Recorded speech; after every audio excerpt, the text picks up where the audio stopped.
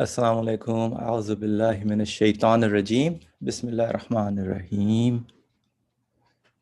Rabbi shrah li sadri wa yassir li amri wa ahlul 'uqdatam min lisani yafqahu qawli waj'alni waziran min ahli Haruna akhi ushdud bihi azri wa ashrikhu fi amri kay nusabbihaka kaseera wa nazkuraka kaseera innaka kunta bina basira. ولا حول ولا قوة إلا بالله العلي العظيم وصلى اللهم على محمد وعلى آله وصحبه أجمعين والحمد لله رب العالمين. Hello everyone, I hope you're all safe and sound inshallah. So we're going to continue with the 9th word and we'll be doing the 5th point. But I hope you can see the screen share. So basically just wanted to review that we're studying this verse in the name of God, the merciful, the compassionate. So glorify God when you reach evening and when you rise in the morning. Glorify God when you reach evening and when you rise in the morning. For all praise is His in the heavens and on earth. And towards the end of the day and when you have reached noon. This verse is from Quran, chapter 30, verse 17 and 18. So we have been discussing in detail the first points that what goes to, if we understand that we are here existing and we observe the universe, our duty, just like along with the rest of the universe, is to glorify the owner of this universe at every moment. And there are different moments that we have been discussing which constitute, the major events in the day that happens. So with the sun rising and then the daylight and then darkness when it reaches, so all those are major moments that we are faced with. So inshallah, let's continue with the 5th point.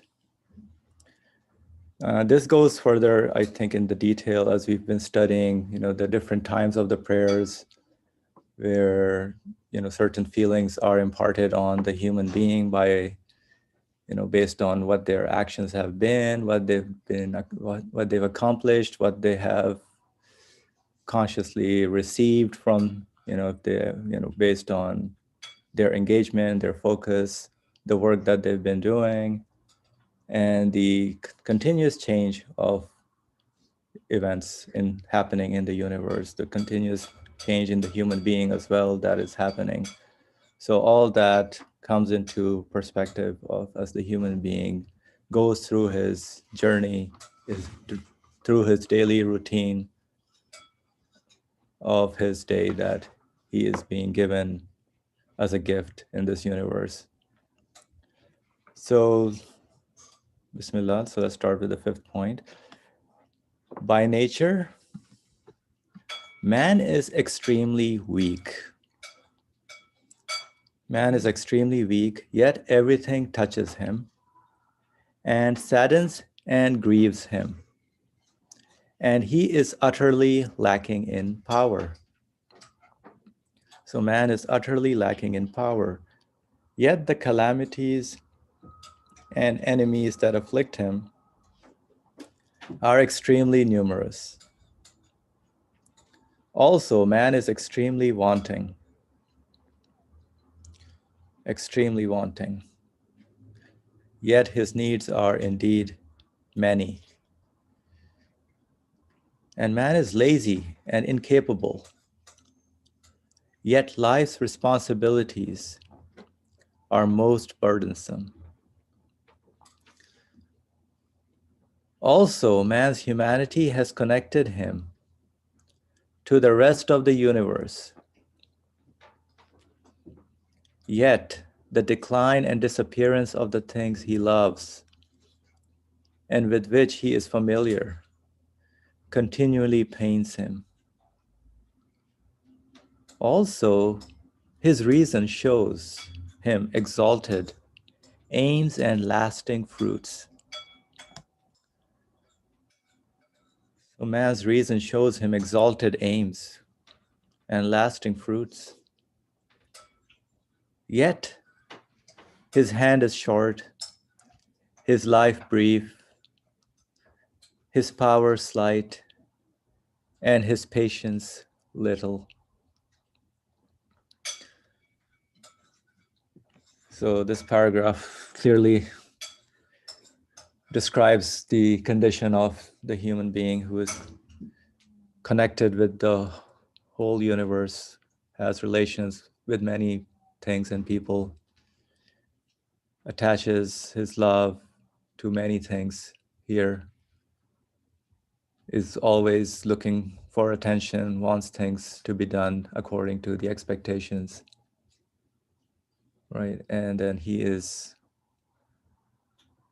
so basically the true nature of man is just to,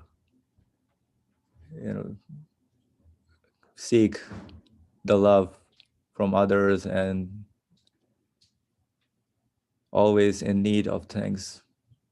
And we've discussed many times how the existence of the human being cannot be attributed to anything, to the universe or to the cells. It cannot be random or accidental, but someone has deliberately given existence or gives existence to the human being, and the senses and feelings that the human being finds himself with, the sense of love, the sense of, reasoning, intellect, all have been given to human being. Consciousness, the most amazing thing that has been given to human beings. And so with using those qualities and tools, man goes along his journey or through the day. And although he wants to achieve a lot, man says, hey, the reason tells him, I seek success. I want to be, I want whatever I want that to happen. And man is seeking his, happiness, his security for something that would last a long time, basically forever. He doesn't want that to end. And yet he sees that things are departing, things are continuously disappearing. The things he loves, which is familiar, he's familiar with, continually pains him because they are not permanent, they leave. And the reason he thinks that, hey, I'm given all these tools, why are these things existing? Why am I made to enjoy this qualities of, this mercy I see around me, this love I see around me, this kindness I see around me? I seek justice. There are things that are not so pleasant that I see around me, and I seek to correct them. So all these show that there must be, the reason shows that there should be something like that. And those senses trigger man to say there must be something eternal. Yet he realizes in this world, everything, as much as man can do, whatever, as much as he can arrange his life here, it's just for the temporary being of man here. His hand is short, his life is brief. And man goes through, the stages just like in the day, from birth to the death of the day. Man goes from his birth, all the way to his youth and his complete full energy, all the way to the decline that he faces till his death. So the aims are there, and it continually pains man. So let's continue with the next paragraph. It can clearly be understood from this how essential it is for a spirit in this state, for the spirit is suffering here in this state, at the time of Fajr, in the early morning, to have recourse to and present a petition to the court of an all-powerful One of glory, an all-compassionate, all-beauteous One, through prayer and supplication, to seek success and help from Him. And what a necessary point of support it is so that he can face the things that will happen to him in the coming day and bear the duties that will be loaded on him. So before we go there, I know Brother Ali, you have your hand up, so please go ahead.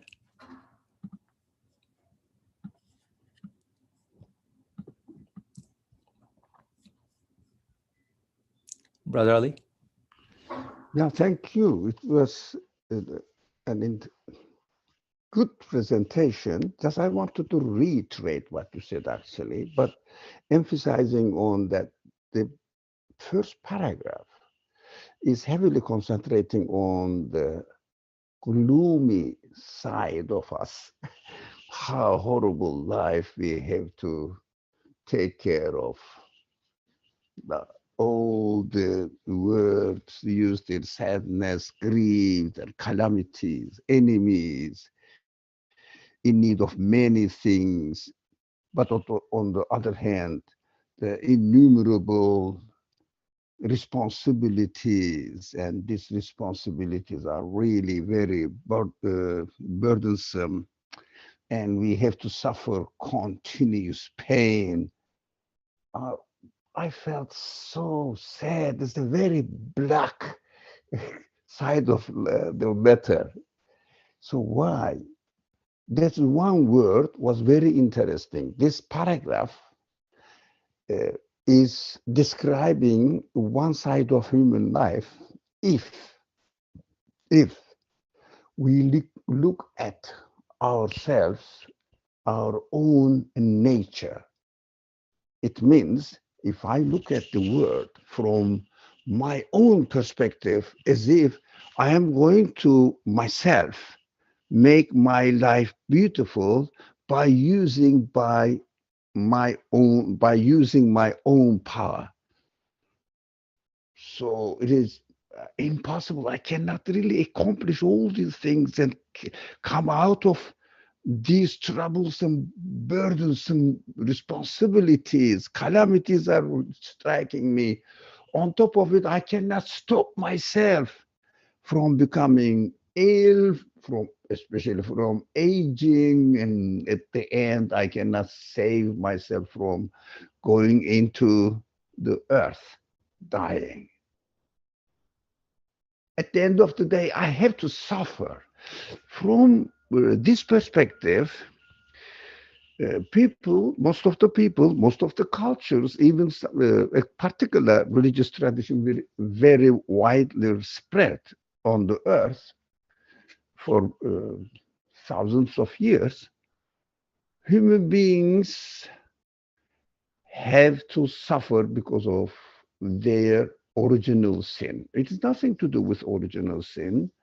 It is the case if I am going to solve my own problems, thinking that I am the center of the universe, I am the center of existence, so that I must solve my own problem. I cannot stop hurricane to happen. I cannot stop earthquake to happen. I cannot really overcome my feelings that I cannot fulfill what I want in this world. I cannot do that.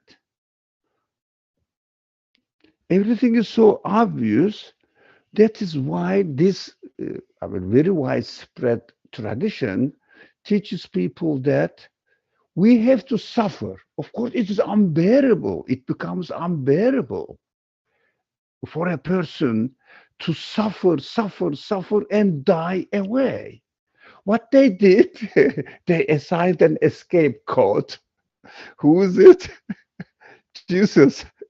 So put all the suffering is on him on behalf of us, so we don't have to suffer. How can I? I'm still struggling with the hardship of this life and calamities of this life. It is not possible to get out of it. What at the same time, as the moderator pointed out, we don't want it. We want a very pleasing life. Yeah. excellent conditions of living.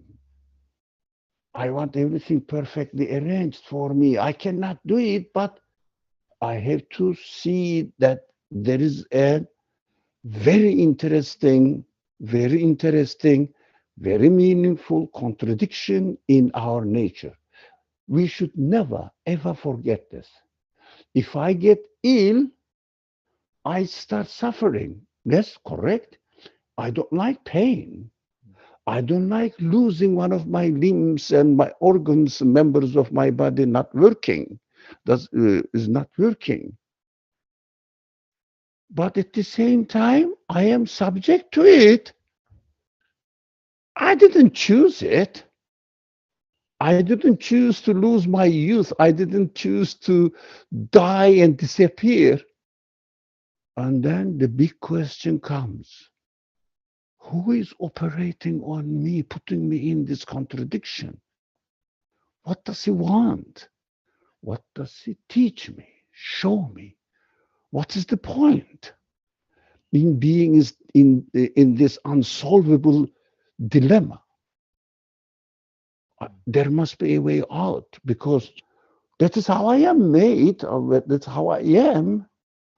So, what was the cause of my existence within this unsolvable problems dilemma? It seems to be something deliberately arranged so that it should urge me, this position should urge me that there must be a way out. There must be a purpose. Somebody is putting me in this position, but at the same time giving me the desires which have no limitations at all for an eternal happiness. Everything must be perfect.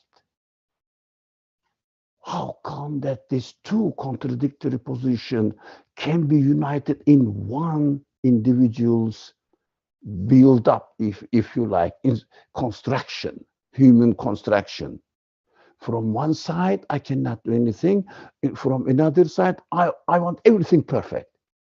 So this is a call for me. Seek for it. There is a mystery there. You have to look for the solution. There is a mystery there. It's a deliberate life conditions that you are put in. There is a wisdom in it. Come on, search for it. Of course, start your search from questioning what is the source of origin of my existence.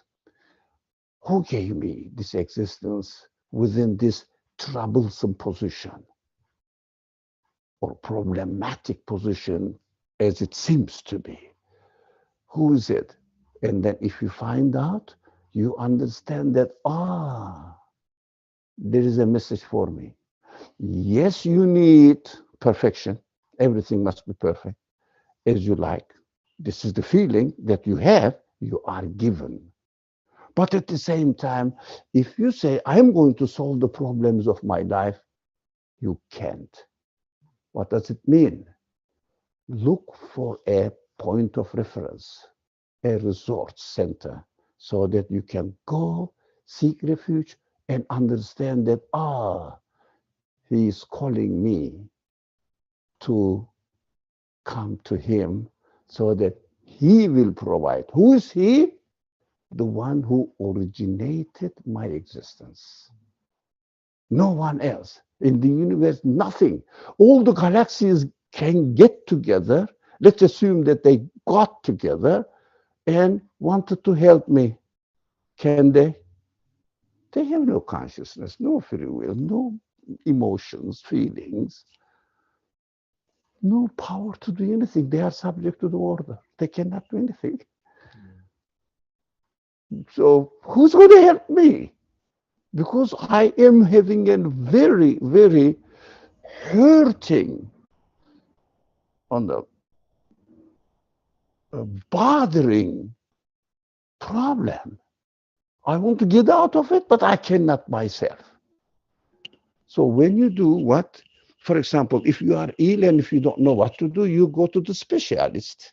So we have to go to a specialist to ask, how can I solve this problem? This specialist says, your origin of existence, creating, the one who created you has the prescription for you. Go and ask him. So that is the second paragraph going to study. That's why I hurried to raise my hand before we go into the second paragraph. So that it is time for the second paragraph. I think that from my perspective, anyways, I am not the moderator, so moderator will decide. Thank you. Alhamdulillah, thank you, Brother Ali. Yes, we need a solution, as you said. Every human being is seeking that solution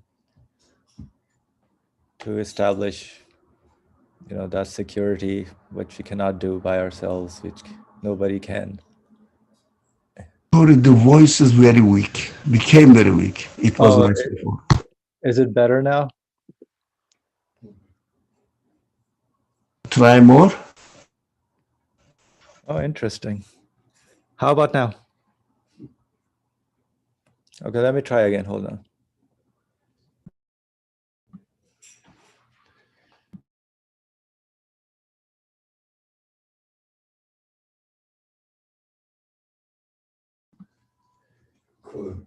How about now? Is it good? Okay, let's continue. This is what I can do. So the second paragraph, as Brother Ali was sharing, basically the human being is seeking how to solve this problem.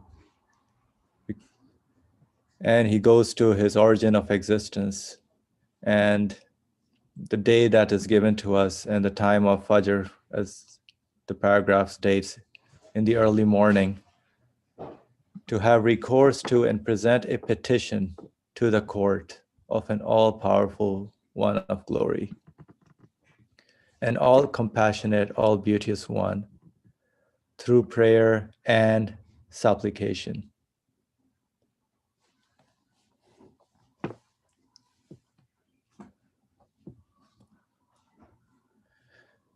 So based on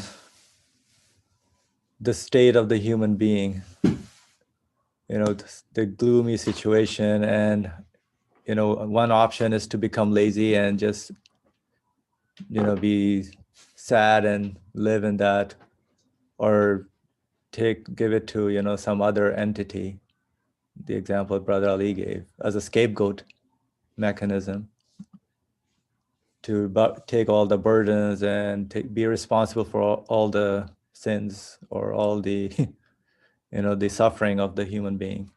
The other one is to clearly understand and make it our essential duty, because to save the spirit from the suffering. So that's why the recourse has to be presented to whom? To the one, our source of existence, at his court, the one who has infinite power, the all-powerful one, the glorious one, the all-compassionate, all-beauteous. And that is the key, the prayer and supplication. Seeking him, basically, the glorification, worship, extolation, right, that's the word. To seek success and help from him. And what a necessary point of support it is, so that the man can face the things that will happen to him in the coming day and bear the duties that will be loaded on him. So this morning time of Fajr is the opportunity to seek the all-glorious one, my Lord, my source of existence, and present to him my situation and seek help from him. Sorry, Yona. Yeah, it's interesting. The last sentence sort of caught my attention. in terms of definitely you're starting off your day like reborn, rebirth. Um, there's a certain level of consciousness also that you've gathered from your past experiences in terms of, oh, wow, here am I given a new existence, a brand new day. And definitely, I'm not the one that's bringing me into existence. So I express this, whatever you may call gratitude or expressing out that I'm not giving myself existence. Thank you for giving me existence. And, it's the way the author phrases this out that you are presenting, like you were saying, asking your case to someone, like, so that you can face all the things that will happen to you in the coming day and bear the duties that will be loaded onto you. This goes a little bit also with qadr in terms of what we say. Um, People may refer to it as destiny, divine determining, where we don't know most of the times also, like, oh, it may seem like a clear blue sky, but just a couple of moments later there may be some showers or thunderstorm and anything, so nobody knows what the day brings pretty much. And even when we go to our routines, even like wherever you go at school or work, people are like, oh, have a nice day, enjoy your day, have a nice day. So it's sort of like expressing out something, may your day be blessed, may you experience uh, ease or tranquility. And so I was wondering, in terms of what was the author alluding to here, where letting me know that I'm starting off my day by acknowledging that here I am given existence, and I know that every moment will be provided to me by this one that's giving existence. And I don't know, there are some uncertainties of life. I don't know what the day brings, but I am seeking help in terms of acknowledgement that whatever happens, I just want to make sure that I'm rooted in an understanding that nothing is a haphazard happening, or I'm rooted in the understanding that everything is uh, coming about or brought into existence by this one that I'm seeking help from. So, yeah, I think it's just also, yeah, I think I'll stop it to here, because I think human beings know that how it goes on with the day, in terms of we really get caught up with our quotidian lifestyles, that it's we can easily get lost in terms of that which we acknowledge, or the understanding that we expressed out or got up with. So I think it's just a matter of um, maybe wanting. It's like a want. It's a want of consciousness to be able to continue with this state of being, this state of mind throughout the day. But that was just a little comment. Thank you, Faria. So that state of mind, that state of reasoning, of consciousness, I think is what prompts the human being really to seek that, as it says, the necessary point of support. So who is the source? What can you, in this, when you're starting off your day, and this is important in terms of what our mindset or how we are feeling at the time of Fajr.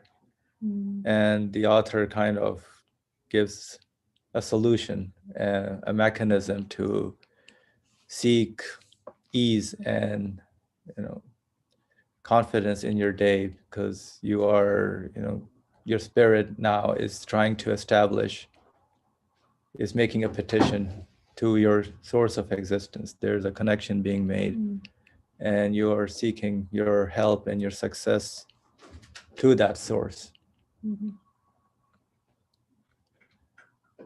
So that only that, that glorification, that recognition of that your Lord at the time of Fajr, real human recognition, that will, that's how, your day you can go on, proceed in your day.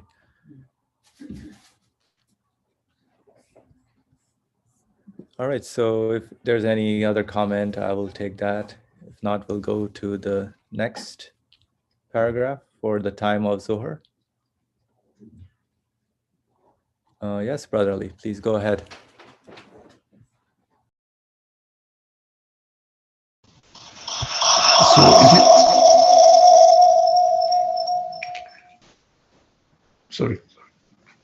It is interesting to tie this human condition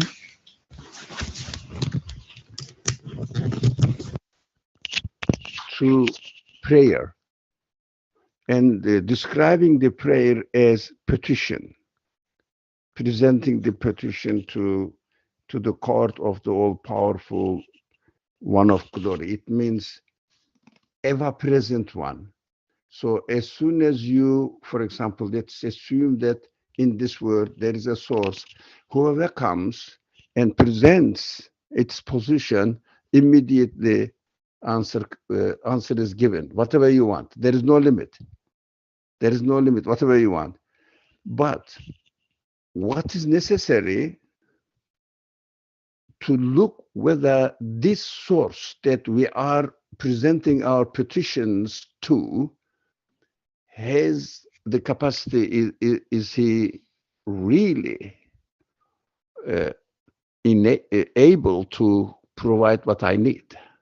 So the capacity is important. If you understand that we are presenting our petition not to a part of this universe or not to a being in this universe, they are all like me, created, limited, and they are only needy as well to be created, to be given life, to be given opportunities, for example.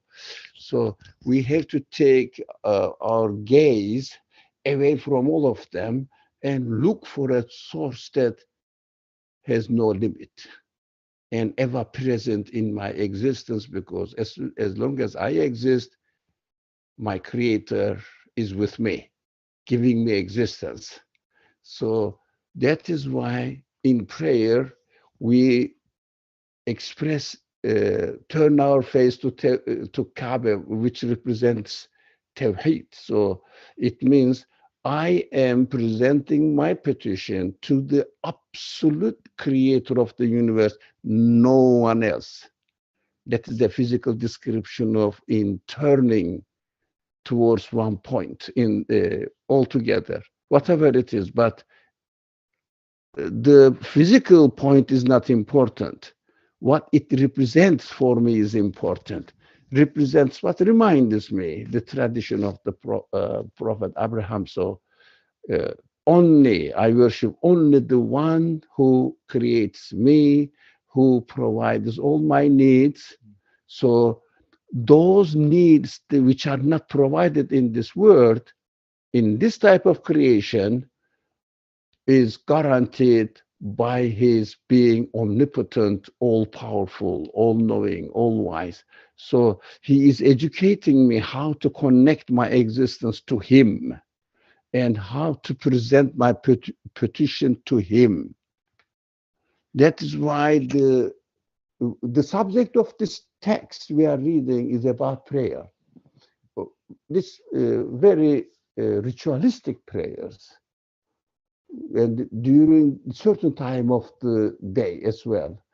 That is why we have to glorify the Creator. We have to refresh our memories of Him. So we have to remind ourselves that only the one who is the creator of the universe can respond to my petition. Thank you.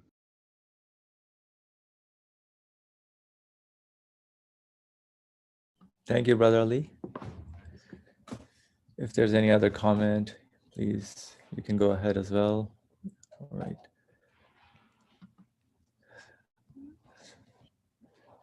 Yeah, so that petition to the court, the capacity of what we are petitioning to is important to keep in mind when performing our, prayers, and especially the ritualistic prayers. So,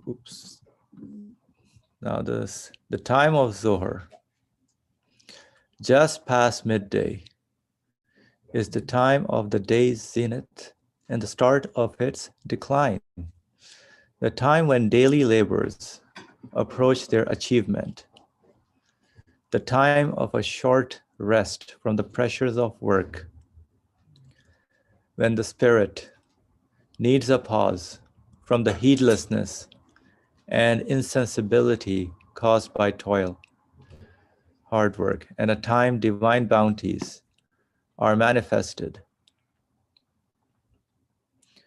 A time divine bounties are manifested. Anyone may understand then how fine and agreeable, how necessary and appropriate it is for the human spirit to perform the midday prayer, which means to be released from the pressure.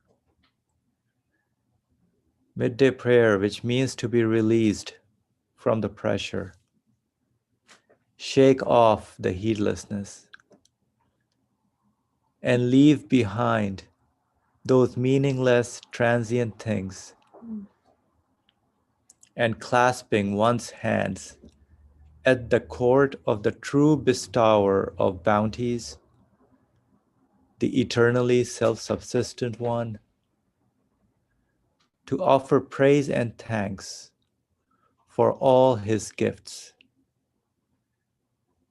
to offer praise and thanks for all his gifts, and seek help from him, and through bowing to display one's impotence before his glory and tremendousness, and to prostrate and proclaim one's wonder, love, and humility.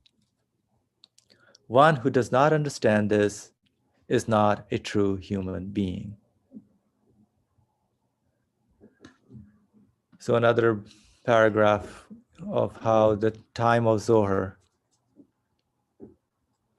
is the opportunity for man, to basically get away from the work that he's been doing, take a rest, pause for a moment, and the spirit needs that pause from the heedlessness and insensibility caused by toil, because you're engaged in your labor, whatever work we are doing, and now you need to take a break, pause, and go back to re-engage with your source of existence for what your purpose, your spirit is seeking. A time divine bounties are manifested. Anyone may understand how fine and agreeable, how necessary and appropriate it is for the human spirit to perform the midday prayer, which means to be released from the pressure. That was very interesting, to be released from the pressure. Shake off the heedlessness and leave behind the meaningless transient things.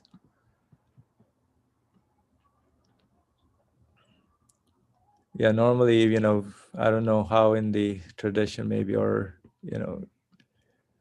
it's not very clear on how Zohar prayer is just a midday prayer.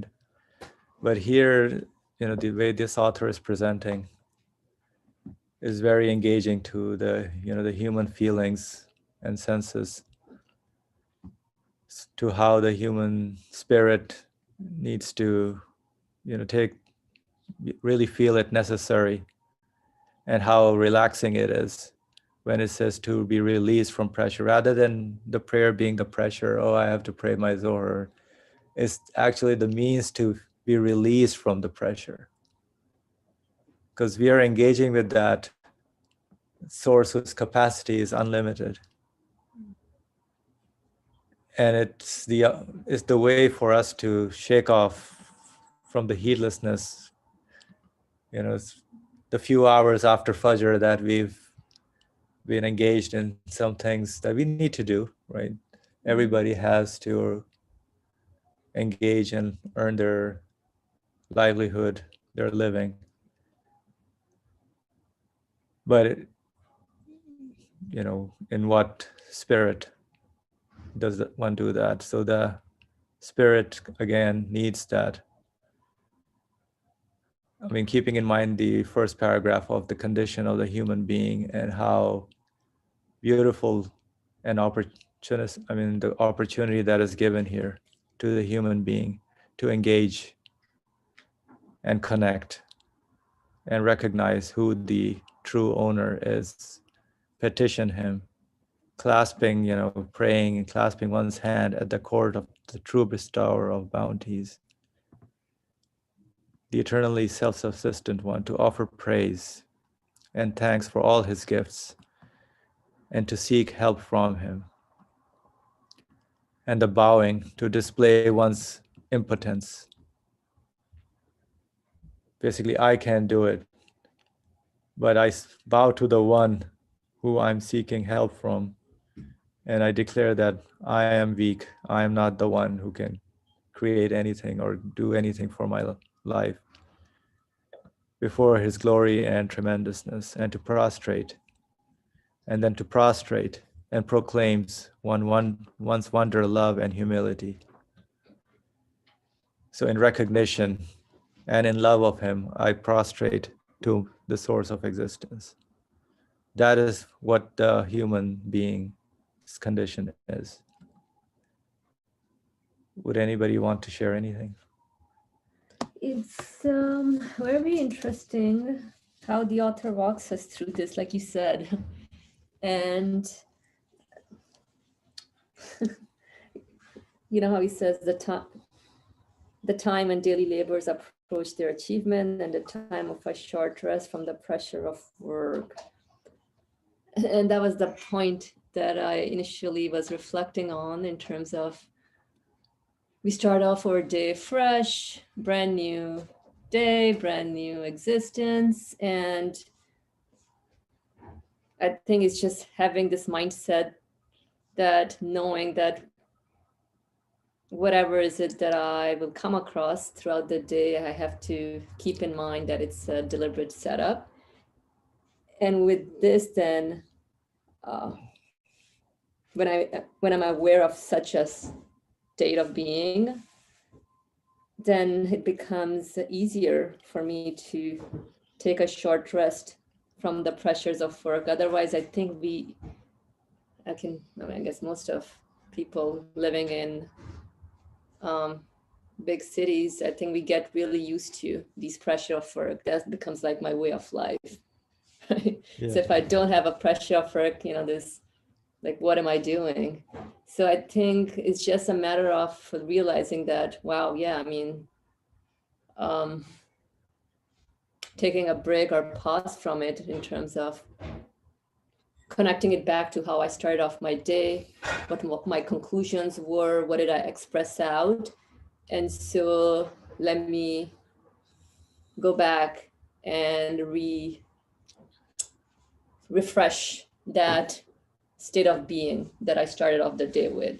Otherwise, it's a vicious circle, this pressure of work. And mashallah, I'm really glad that the author is kind of, I don't know whoever translated, but like using these words, because this is it. This is my human reality.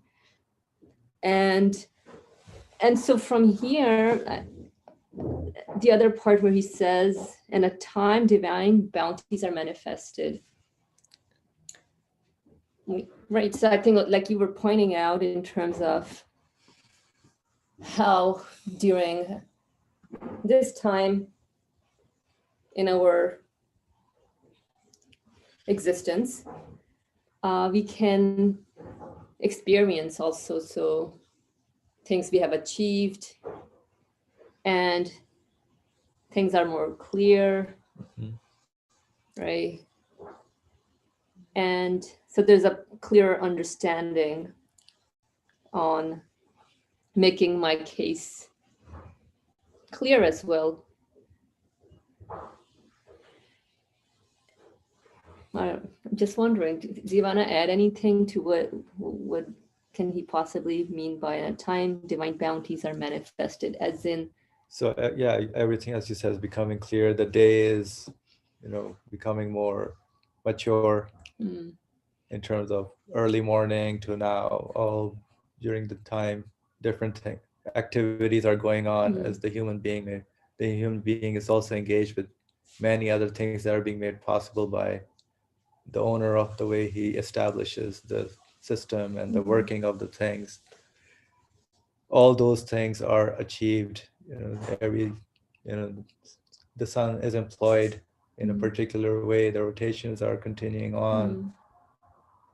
The air and the plants and the oxygen release, all those are gradually functioning. Yeah, thank you. And I think that's the point I'm getting at, because that can only be realized when I take a pause. Otherwise, I'm really stuck with this pressure of work. I mean, not to say like pressure of work, but that has become like my routine.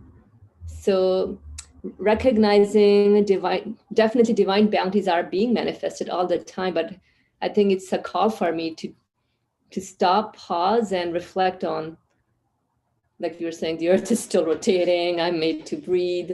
Look at the change that happened. Now the sun is at its zenith.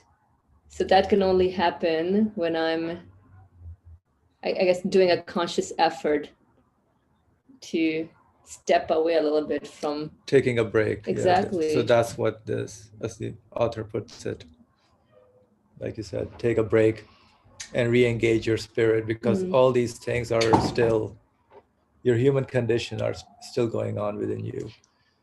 That, hey, I need that connection, because this is not still satisfactory. Whatever the changes are, they're just temporary. I still seek the eternal court to put me at ease, Right. re-engage my spirit back to the source of my existence. So that's good. Thank you. Yeah. And I think usually what you're saying usually happens at the end of the day when you're done with your daily routines and you're like, oh, what did I do today? Really? And so like taking a pause in between, I mean, the start of the day, good, but after that, like in between, that's a really tough challenge, at least. I mean, for people like, people who are stuck in this routine, because I'm thinking about my human feelings and emotions. Like definitely things are going on around the universe, but I'm not listening to the feelings. I can see, oh yeah, look, if I go for a walk, Right. Lunchtime or something, oh yeah, okay, yeah, the birds are chirping, all right. After that, you go back to your thing, but you're not listening into your human feelings at this point. But I think it's a matter of making a conscious decision of connecting what you experience externally and then apply it to your inner world as well, rather than waiting it at the end of the day. Yeah, interesting comments for you. Thank you for sharing. I see Osman's hand is up. Osman, please go ahead. Right. So something that really attracted my attention is the way the times of the day here, or the practice or the prayer, is essentially tied not to the physical activity as being a burden or a chore that one has to do, but tying it to essentially reminding me of the importance of connecting myself back to my source, despite the distractions that I am exposed to throughout my day, that can easily steer away my attention to ephemeral things that are transient, but somehow they consume my attention to think only of this world, and to think only of the current existence as being detached from my source. So the start, at least of this section, describing my my yearnings and my needs and my pains as a human being in this existence, in this world, yearning for something that lasts, something that answers my deep emotional needs, as well as my deep um, um, uh, desires for eternity, or for a satisfaction of my my desire for happiness, for my desire for people around me to be happy, to be not to be sick, not to die, or not to be exposed to the reality of this world, that one has to that eventually everyone will depart, and eventually everyone will be separated from this world. So I felt that essentially, if I do not see the connection with my source, then everything that happens to me becomes a struggle, in the sense that it hurts my very existence and my very it's a contradiction in and of itself.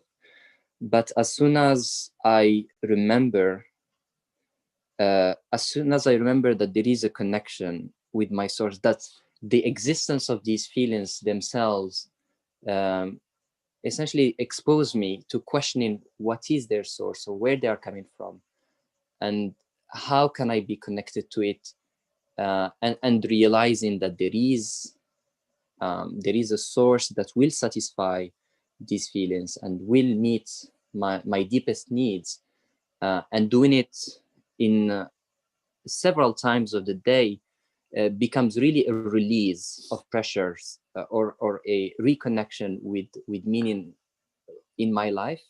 And I found this perspective of looking at connecting the times of the day with the prayers as a mean for me to reconnect with my source really powerful. It really feels not anymore as a chore, but rather as a continue, or as an answer to my deepest needs and prayers. That's what I wanted to share. Thank you. Thank you, Osman. Yeah, I like the way you said about it's not merely a physical activity, the prayers that are being done. It's not just a bodily thing, but the connection, as you highlighted, of the spirit has to be engaged with that. So really the human soul and spirit, 1 second, please.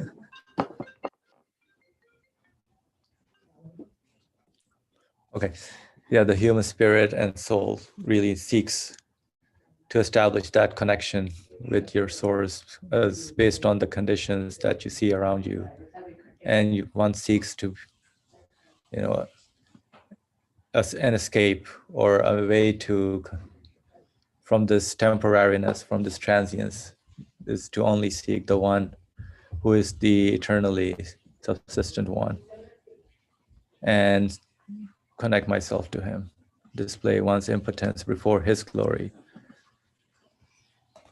Thank you. And anybody else? We have a few minutes left.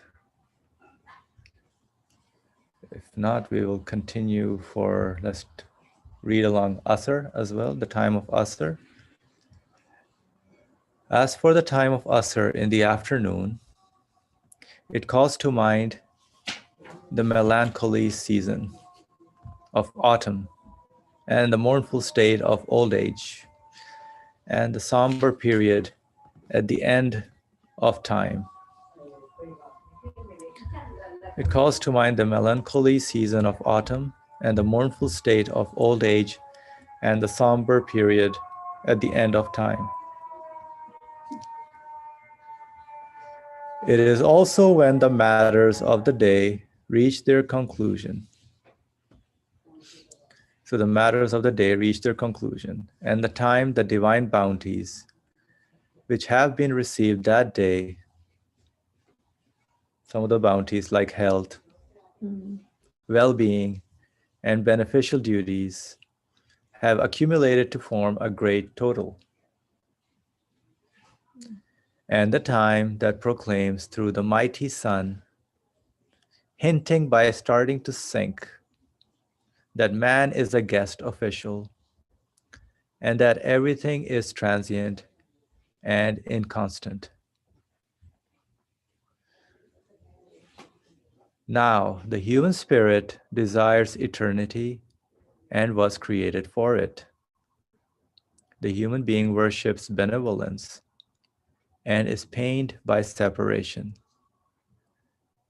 Thus, anyone who is truly a human being may understand what an exalted duty, what an appropriate, one second, service, what an appropriate service, what a fitting way to repay a debt of human nature.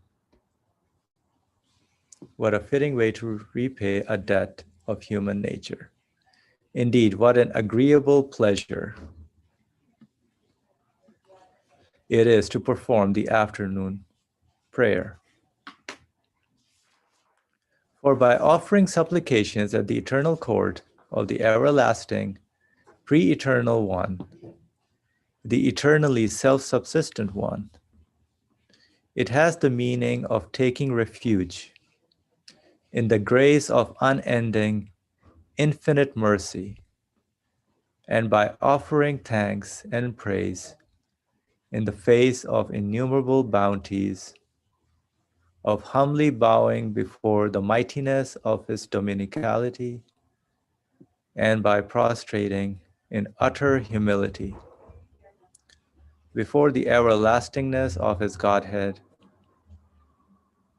before the everlastingness of his Godhead, of finding true consolation of heart and ease of spirit,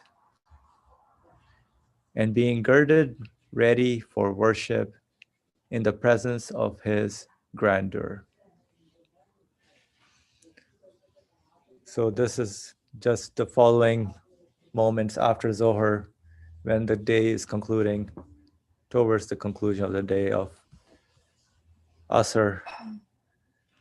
So it shows, wow, where has all that time, where has all those moments that I was, engaged with, where are they now?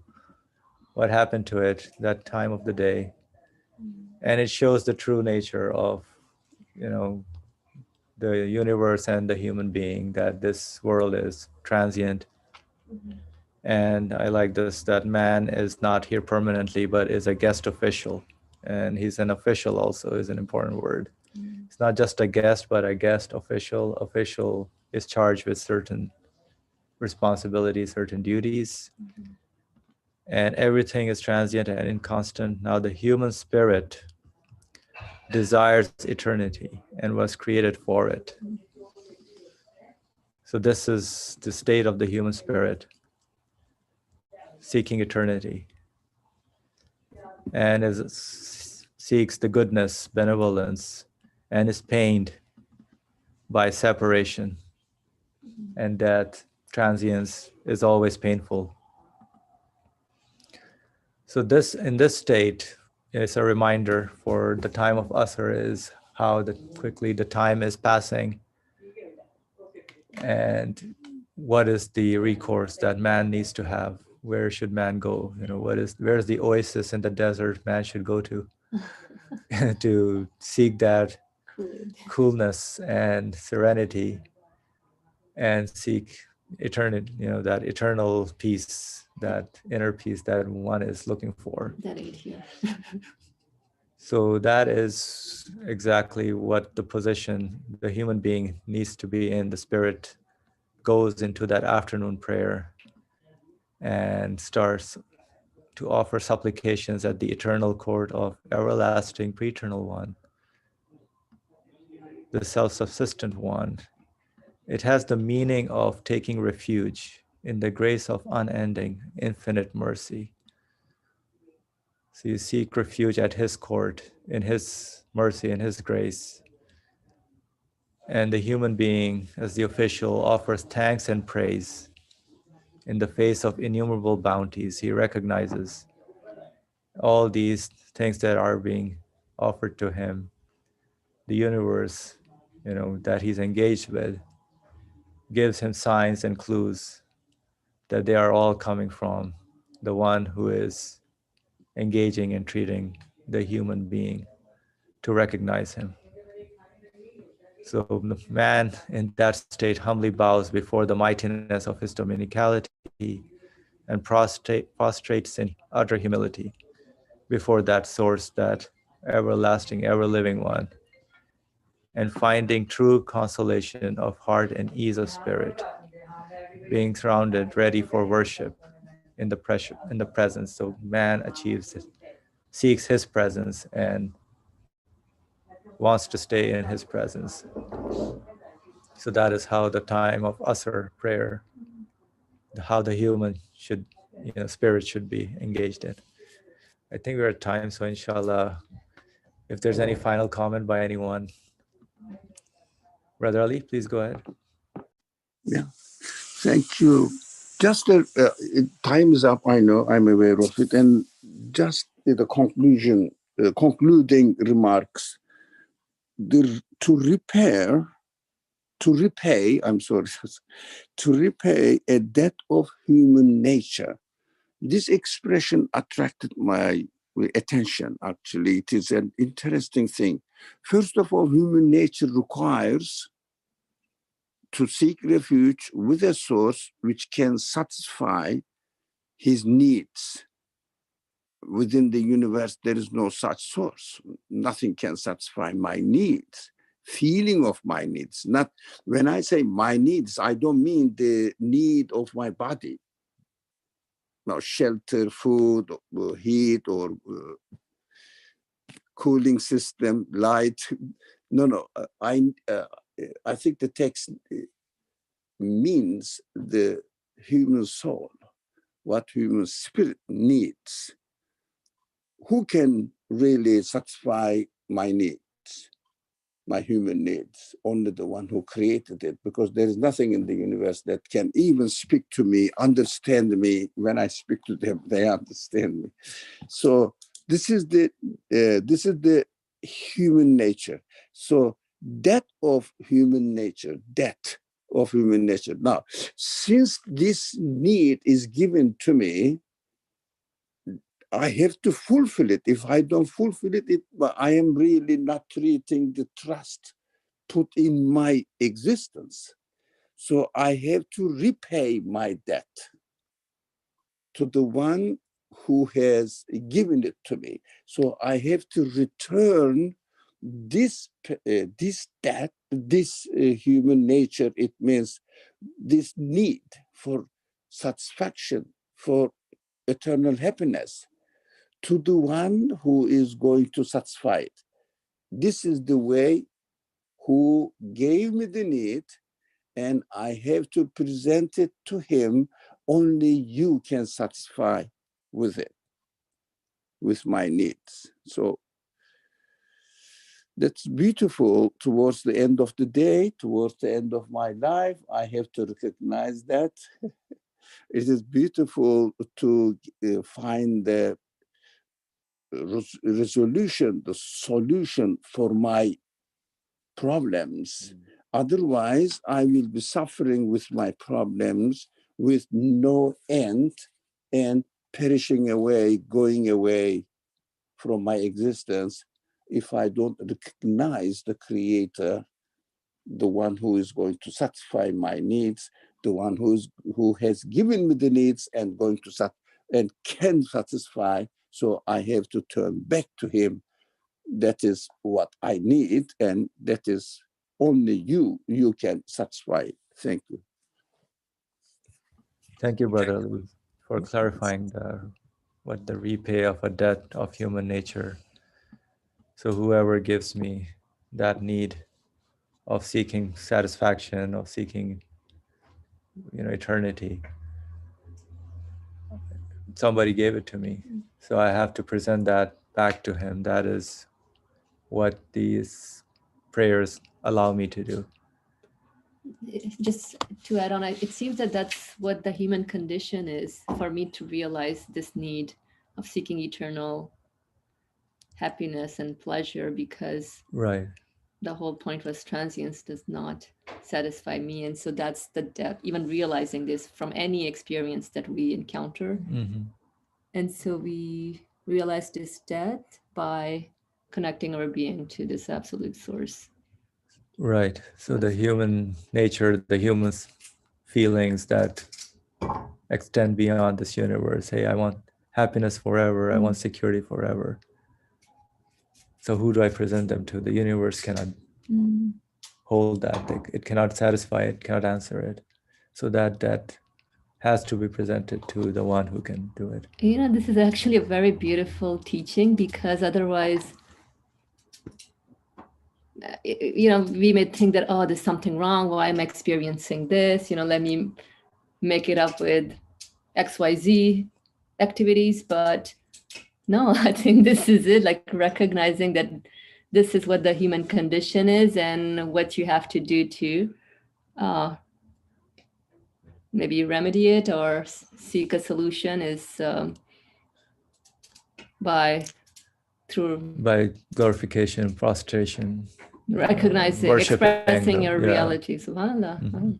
Alhamdulillah. Thank you. Thank you very much. Okay, I think we can stop here, inshallah. Thank you, everyone. Bismillah ar-Rahman ar-Rahim. Subhanaka la ilma lana illa ma 'allamtana. Innaka antal alimul hakim.